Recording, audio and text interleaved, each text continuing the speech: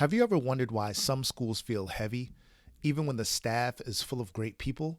Well, maybe it's not a morale issue at all. Maybe it's actually about broken systems. And when systems are unclear, inconsistent, or non existent, even the most passionate educators become frustrated. If you're an aspiring school leader, understanding this concept is going to separate you from 90% of your competition.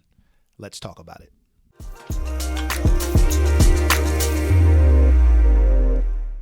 What's going on, aspiring school leader? I am Dr. Donovan Smalls II, educator, best-selling author, school leadership coach, and I help aspiring school leaders confidently land their first leadership role and lead with impact from day one.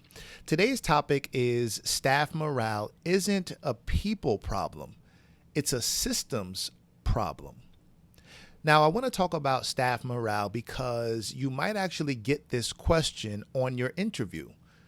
You might get the question of, you've just been hired into this new school, you're starting in September, and staff morale has historically been low. What do you plan to do? What is your plan in terms of addressing staff morale? And typically we think about maybe creating some sort of affinity group within our school buildings. We think about how we can create a sense of belonging. We're thinking about addressing the culture and the climate. And I think that all of these answers are valid. However, I think that there's an overlooked aspect of systems, right? Of culture that I think we need to ultimately address.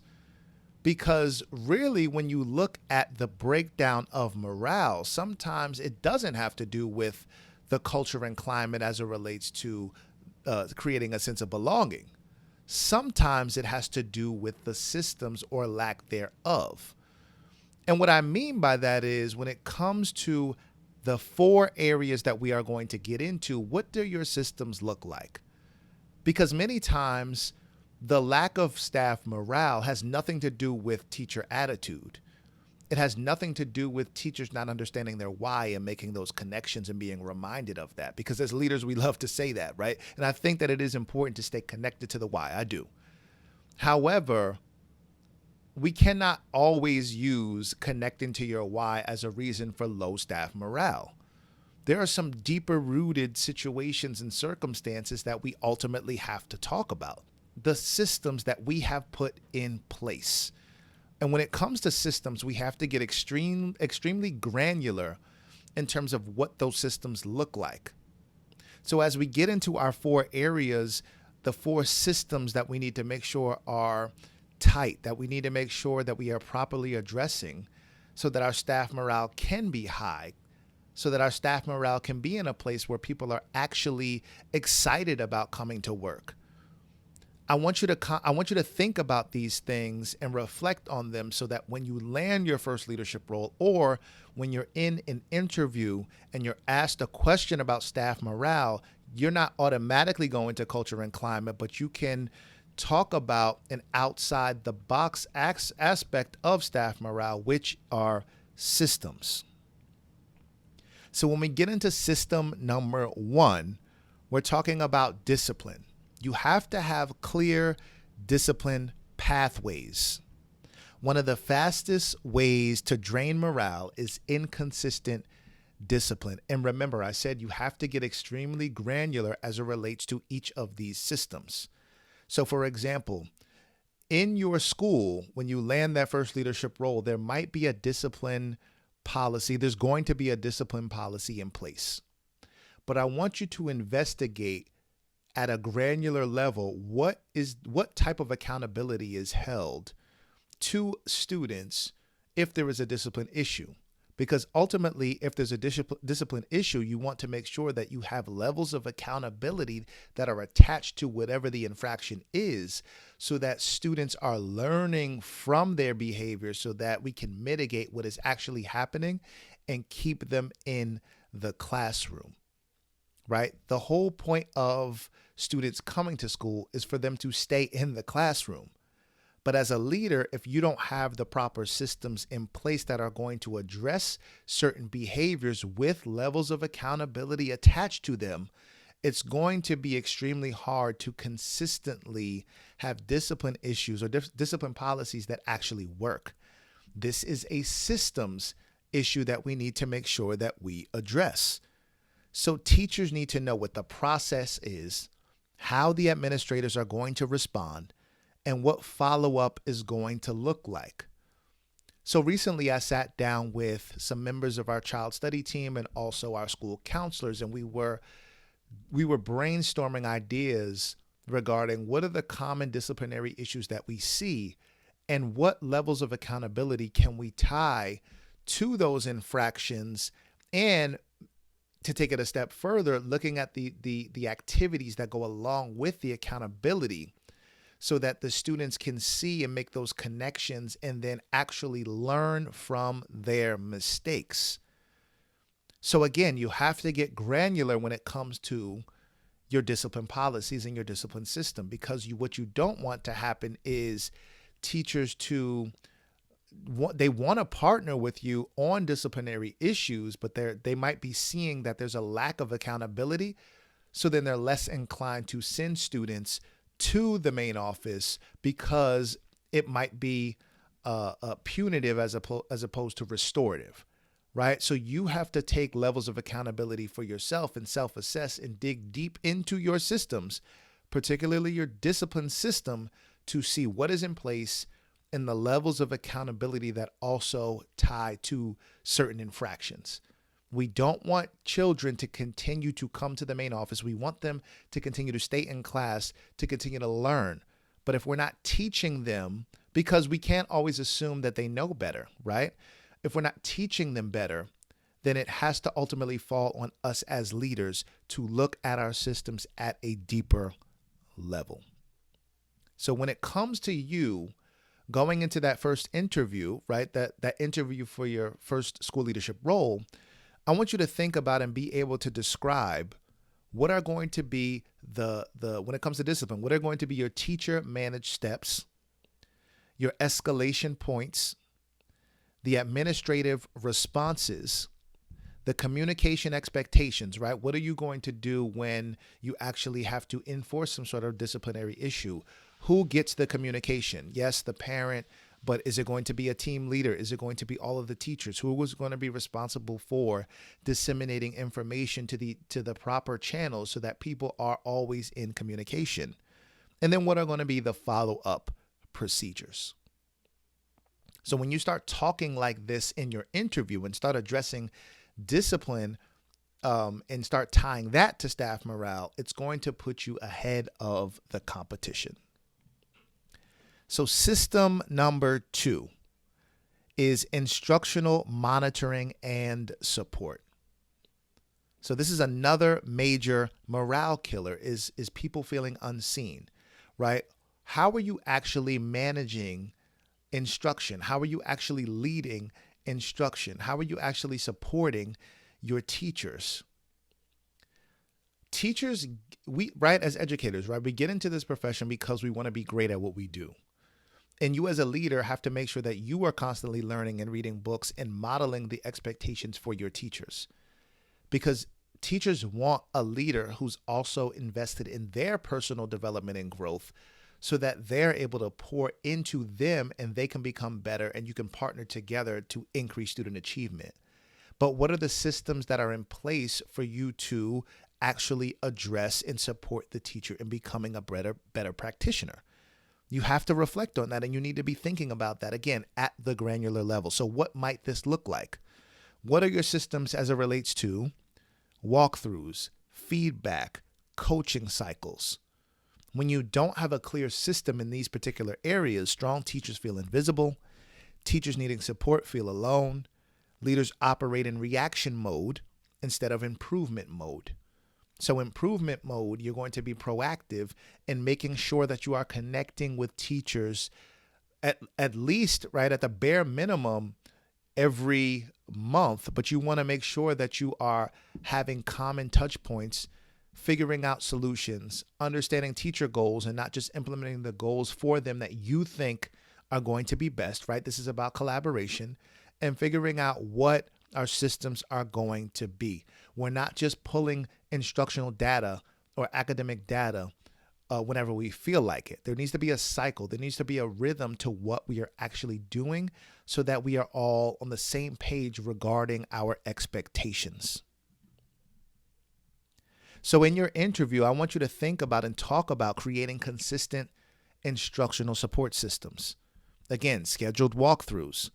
You want to be able to give quick, actionable feedback, not a laundry list of feedback that the teachers don't know where to even start because of the feedback that you gave them. It has to be concrete. It has to be actionable.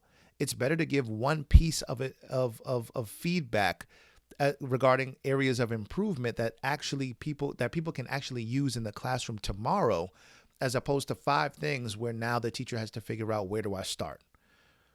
Data checks on what's working, and then structured coaching loops. You have to be structured in your approach. If we want teachers to improve their instruction, you have to be an instructional leader. Instructional leaders are constantly reading. Instructional leaders are constantly focused on how to improve other people. They're coaching, they're developing themselves, but also others. Predictability builds trust, and trust builds morale. So again, this is the second area when we talk about staff morale. We're not necessarily talking about culture and climate here.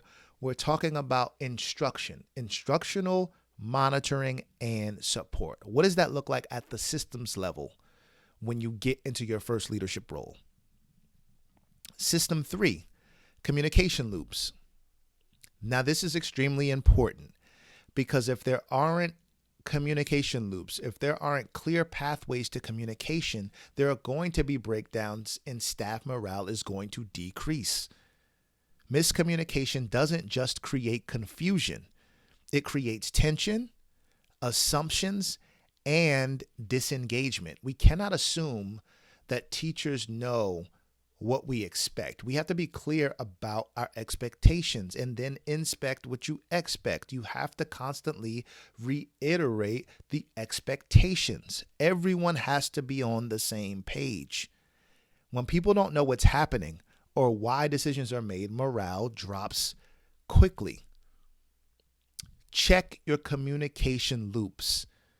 Do not make assumptions. Yes, you might send an email during the day to some of your staff members, but guess what? Teachers are teaching. They might not have an opportunity to check those emails. So you might have to follow up with a phone call. You might have to follow up with a classroom visit. Whatever the case is, what are going to be your communication loops? What does communication look like when you are scheduling a walkthrough? What does communication look like when you are scheduling your observations? Are you actually sending the email, but then putting it into your Google Calendar, inviting the teacher so it's on their calendar? Because if it's not on the calendar, it doesn't exist. We know that as educators, right? If it's not on the calendar, most of the time we're going to skip over it. So how are you making it more convenient? How are you over communicating instead of under communicating to your teacher so that everybody is on the same page? Show that you understand in your interview. Show that you understand communication must be a system, not an afterthought. So you might want to give weekly updates, clear timelines, transparent decisions, feedback channels, right? And again, clarity is a leadership superpower. When everyone is clear, everyone is more effective. Staff morale can easily decrease if communication loops are not put in place at a systems level. And lastly, staff voice and problem-solving structures. Most morale issues come from staff feeling unheard. Not because they always disagree, but because they have no system for sharing input, offering solutions, or collaborating. One thing you want to avoid as a leader is thinking that you know everything. And when staff bring a concern to you, or when staff brings an issue that they think or something that they think can be improved, take it into consideration. You have to remember that all of you, all of us, we are all on the same team. And just because you hold the position as school leader and somebody holds the position of teacher doesn't mean that you're on different teams. I know that sometimes, and you might see it on social media and you might hear it even within your school building, that when you become a school leader, you cross over to the dark side. I've heard that multiple times. I cannot fathom what that even means, right? Because to me, we are all on the same team. We just have different roles. But the issue is that if you become a school leader and then you no longer accept the input of other people because you think that you know best for everything, you're missing out and you have a false sense of how good you are. Again, my favorite word, humility. You have to be a leader that is humble because you have a perspective on the team as leader, but the teachers have a perspective on the team as teacher. And if you collaborate and you're actually allowing your teachers to voice their opinion, not just voice the opinion, but you take it into consideration when you are making decisions, it's going to make everyone better for our kids. But you, again, put your ego aside, lay it down. Understand that as a leader, you are a servant leader. You constantly hear me talk about these things, but it's time to actually put it into action. Because sometimes we see leaders who get into leadership positions and then all of a sudden they have an inflated ego, a false sense of self. We are all on the same team to accomplish the same goal. So you have to be able to value the voice of your staff. So in your interview, explain how you'd create structures that elevate staff voice. Teacher leadership teams, advisory committees, structured problem-solving protocols, solution-focused conversations. When staff feel heard, they stay invested. Even if you have a teacher leadership team, I want you to really think about, you might have a teacher leadership team, let's say of, 10 teachers within your school building, but you might have 100 teachers in your school. And although you have tasked your team leaders with the responsibility to be the mouthpiece, to be the voice of reason for your entire staff, I think it's still important to pull in other people who are not on the leadership team so you can hear what they have to say as well. Because sometimes their voices get diminished in a crowded space, right? And so I want you to think about how can you open up channels of communication for individuals who are not on your teacher leadership team, because their voices are valuable as well. So today we talked about staff morale, not from the concept of culture and climate, but we talked about staff morale as it relates to the systems that are in your building, that are in place. And these are common systems that you must address and that you must actually have accountability tied to them, systems tied within them, because these are the things that people don't often talk about that absolutely affect staff morale. Number one was clear discipline pathways. System number two, instructional monitoring and support. System three, communication loops. And system four, staff voice and problem-solving structures. Regarding your staff morale, this is an extremely important aspect of leadership that you are responsible for. You cannot assume or have a false sense of reality of how your staff is doing and their expectations and what they think about the systems and how they're operating within them by only speaking to a small select group of individuals. Look at your systems at the granular level, and it's going to tell you everything you need to know. And again, you have to be unbiased about how you are viewing your systems. Put your ego aside, put your pride aside, be humble, accept the feedback from the individuals who are around you. Take a step outside of the leadership team and start thinking about how you can become a better leader by listening to others so you can improve the staff morale to ultimately improve student achievement. If you are someone, an aspiring school leader who needs additional support regarding interview prep, leadership development, reach out. Let's have a conversation, because guess what? Interview season is coming up soon. It'll be here before you know it. We'll be in March, we'll be in April, we'll be in May, and those job opportunities are going to come. Are you going to be ready with interview prep? Are you going to have a leadership story? Are you going to be able to talk about staff morale, not from the typical aspect of culture and climate, which everyone is going to do, but think outside the box and think about how you can approach these conversations and these questions in your interview from systems thinking that is going to improve the culture and climate, right? It's going to improve staff morale so that you can land that first leadership role and make the impact that you know that you need to make for your kids. As always, I hope you have a great week of teaching, leading, and learning. Take care.